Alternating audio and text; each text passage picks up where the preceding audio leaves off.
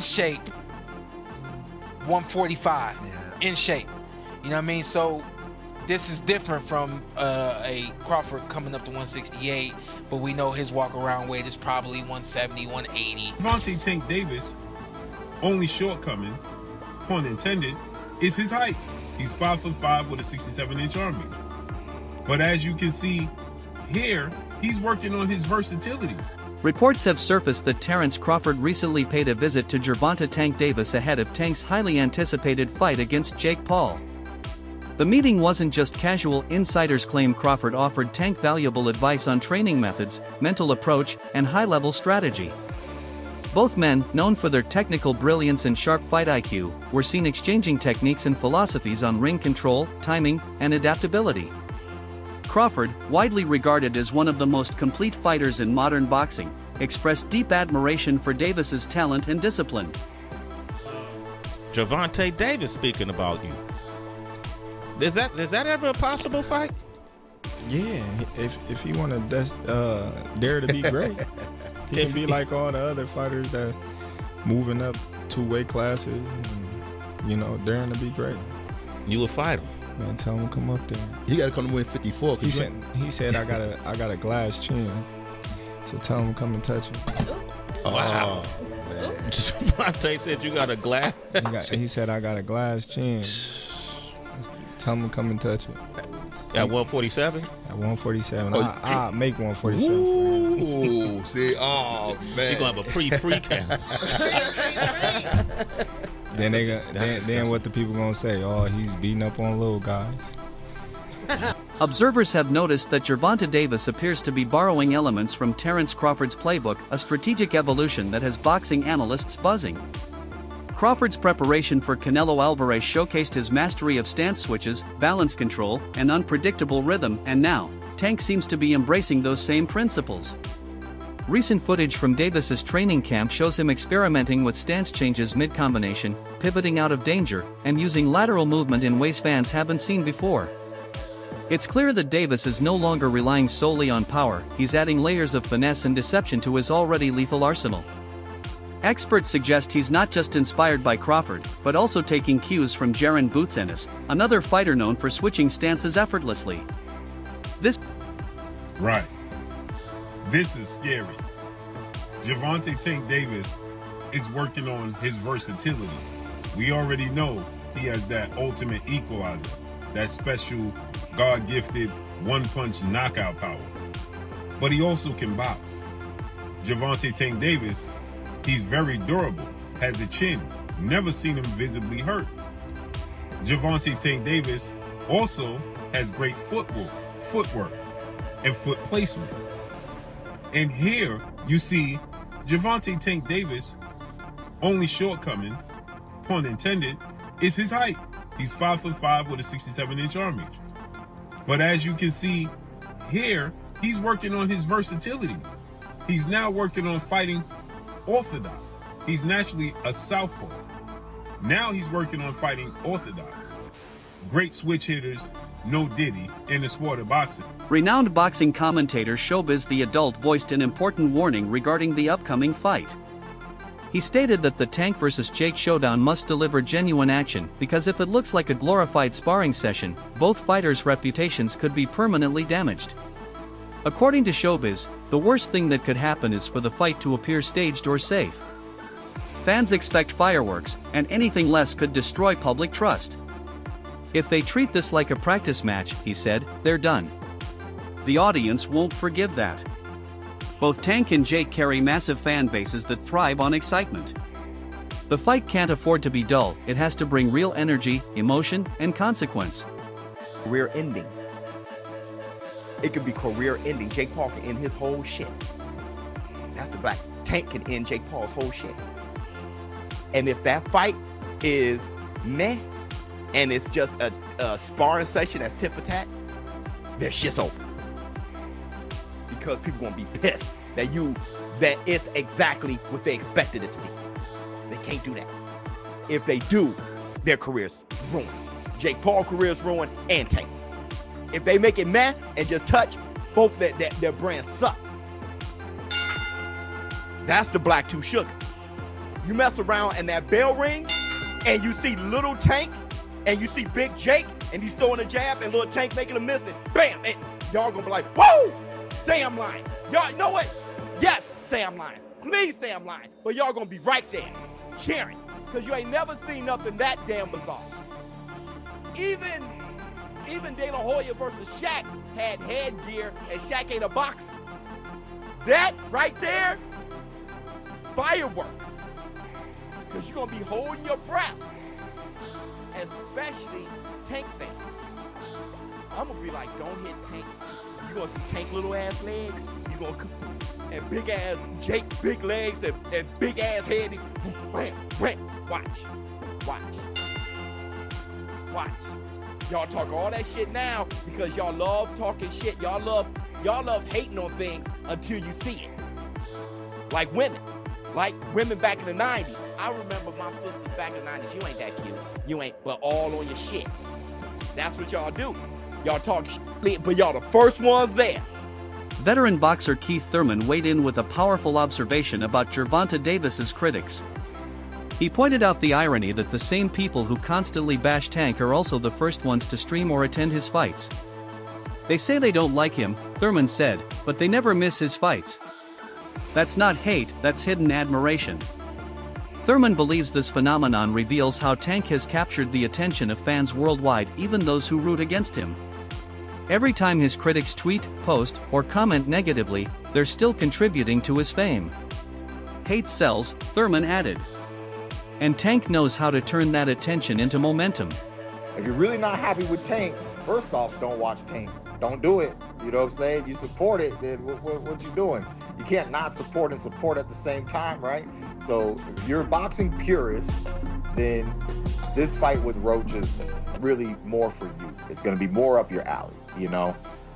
If you just like all entertainment, all fights, all hypes, all everything, then you're going to want to tune in to the Tank and Paul's show there, you know, because that's all for entertainment.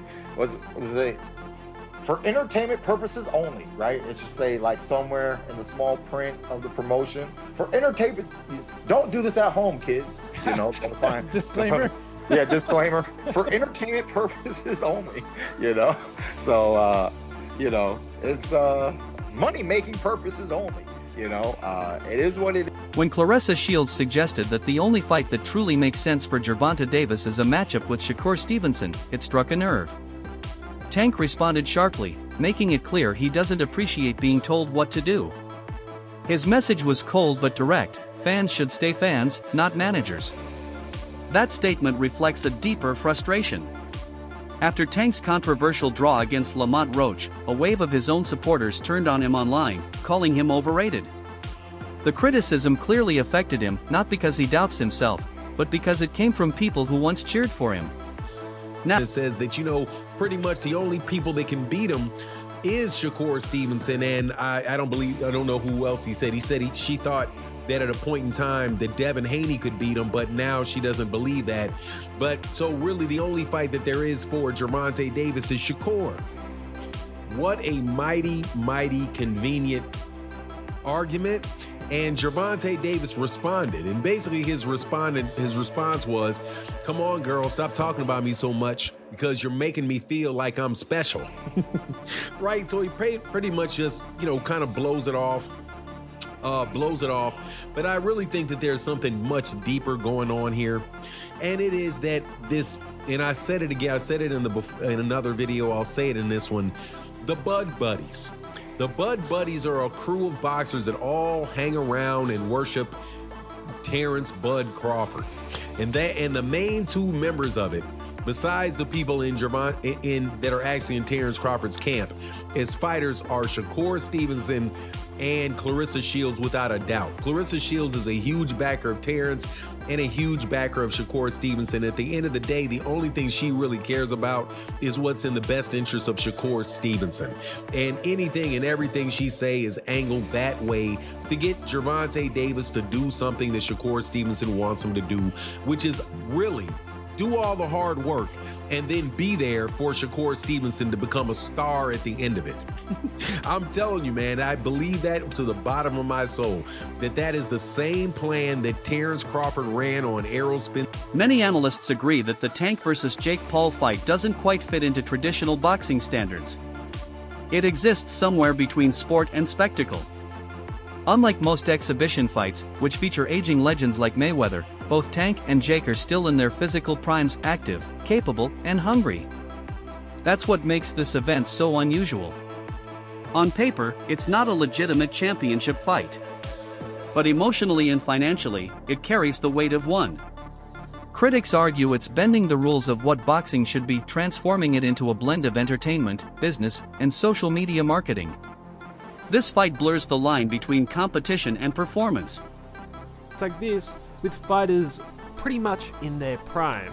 But other than the size mismatch, most people are wondering, why has Tank taken this fight? And those were the first questions targeted to Tank in this presser. Because usually these sorts of bouts are relegated to the latter part of your career. And for most Gervonta Davis supporters, they thought they would get the big fights next, the Shakurs. They didn't think he would be fighting Jake Paul. Although Tank tried to push it off as fans should just be happy watching the sport and hey, haters will be haters, I think that's quite unfair to the people who have been loyal supporters of him and honestly have paid his bills. He tried to compare the level of criticism he gets to the likes of Mayweather, but the difference is with his mentor Floyd, he really did fight a lot of champs in their prime. As Tank, well, not really. The most notable fight he's recently had that the people actually wanted was the Ryan Garcia fight, and the only reason he took that fight was because everything was on his terms. And other than the Ryan fight over the last couple years, it's either been people who aren't in his weight division, which he's pulling up, or fighters ranked in the lower half of the top 10 lightweight list. The fights people have truly wanted to see just have never materialized, and simply that's why people criticize him. If the likes of Crawford never fought Spence or Usyk never fought Fury or Joshua, they would have caught the same level of flack. The reason why fighters like them are applauded is because generally they take on whatever challenge is in front of them. Tank instead, his whole career has bobbed and weaved around the most significant challenges that the people actually want to see, unless he has everything his way. Another major concern surrounding the fight is the massive weight gap between Jake Paul and Gervonta Davis. Jake often walks around near cruiserweight levels, roughly 190 pounds, while Tank fights at lightweight or super lightweight, hovering between 130 and 140 pounds. That's a difference of up to 60 pounds, a chasm that the sports weight divisions were designed to prevent. Weight classes exist to protect fighters from physical mismatches, and many believe that ignoring those limits sets a dangerous precedent. Even if this fight is labeled an exhibition, the potential risks are real. The power difference could turn a promotional spectacle into something hazardous. But assuming there's no rehydration clause, which I don't believe there is, he'll probably weigh around 215 pounds in the ring.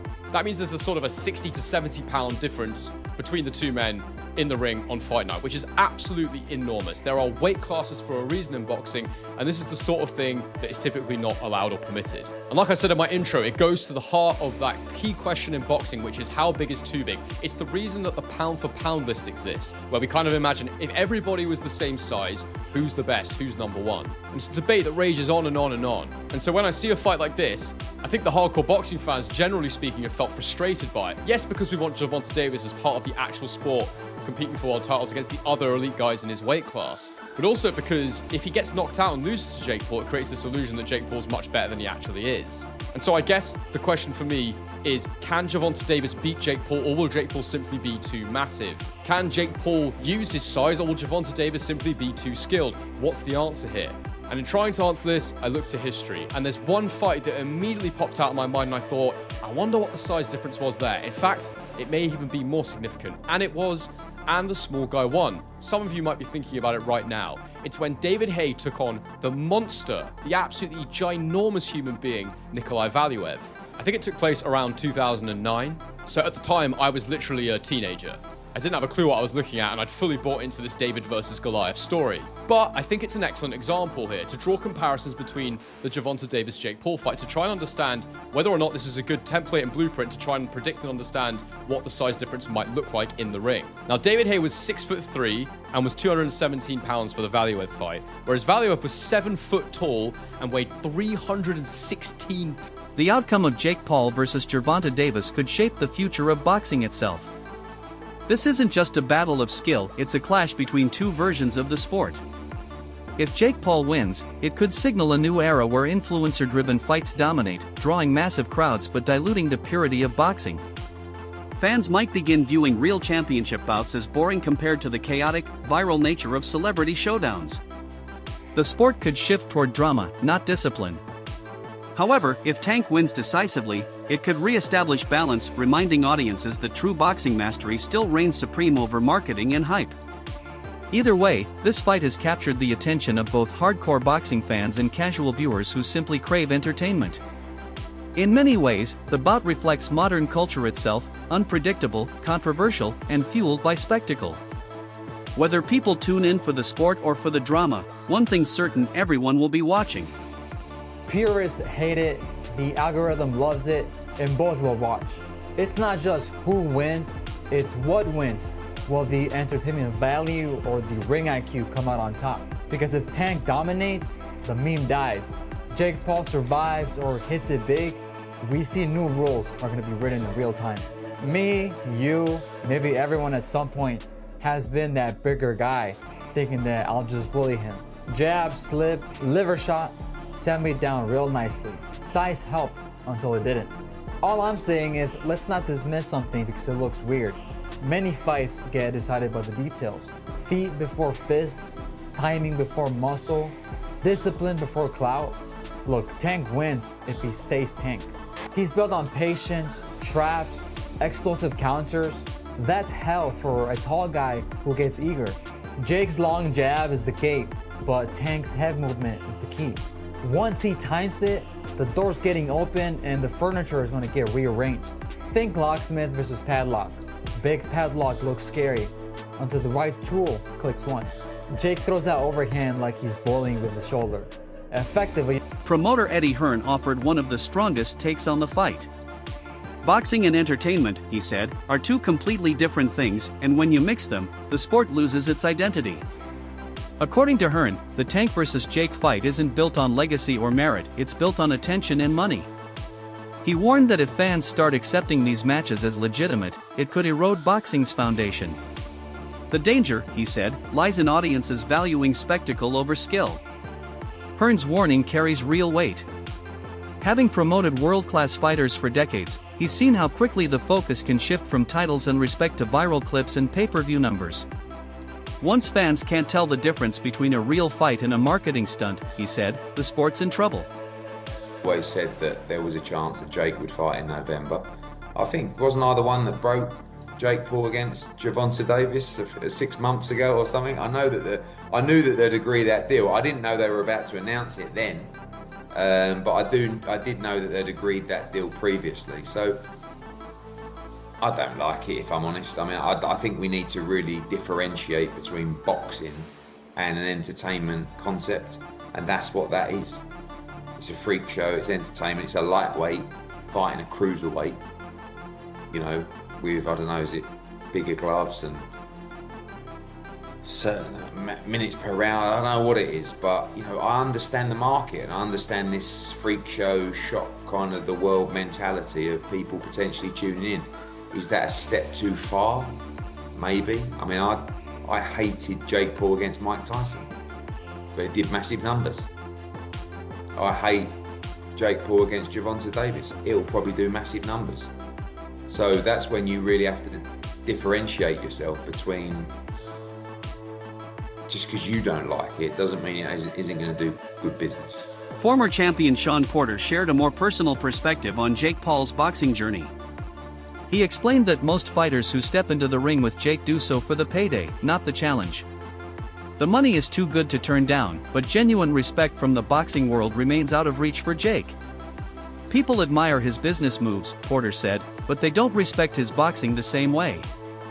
Jake's marketing team knows how to sell a fight, but real recognition comes from defeating top-tier opponents, something that can't be bought with views or followers. For Jake, this fight is another chance to prove he belongs. For Tank, it's an opportunity to show that pure skill still beats manufactured fame. Both men represent different sides of boxing's future, one built on business, the other on craft.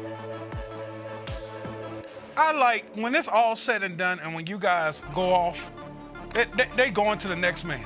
So if y'all can make a big payday, go get that payday. The sport of boxing don't love you.